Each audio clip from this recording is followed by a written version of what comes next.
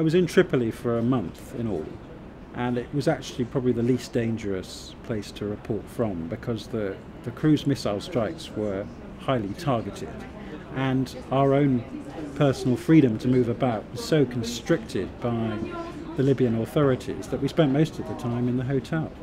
And when we did go out, for example, to the outskirts of Misrata, it was on a government coach where we were herded off and herded back on, and it was very frustrating. A lot of us resorted to writing blogs and criticising the way we were treated, I suppose, as much as essentially because we couldn't do anything else. We couldn't report as freely as we would have wanted to, so we tended to write about our own incarceration, which I suppose ran the risk of looking a bit navel-gazing and reporters writing about themselves.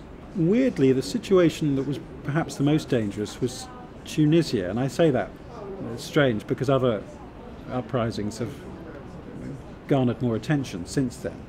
But actually there was a French journalist who was killed when a tear gas canister hit them. Tear gas is often considered something quite, mundane almost. I've encountered it in several of these Arab uprisings, starting with Tunisia. So that suddenly becomes a danger that you didn't know about. In Egypt, the danger was state thuggery.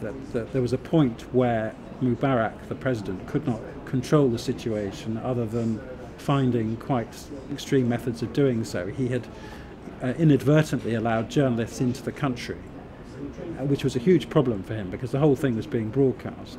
Other government leaders have since learned from that lesson and they've stopped journalists from coming in. But the way of dealing with this in Egypt when we were there was on one day putting thugs outside the hotel, threatening to beat us up, threatening to destroy our cameras, shutting down all movement. And it was a bit like covering a series of biblical plagues covering the Egyptian revolution. One day he deployed riot police, the next day it would be the army who didn't fire on the people, so the next day he deployed thugs. He was trying the president was trying different ways of trying to shut us down, and none of them ultimately worked.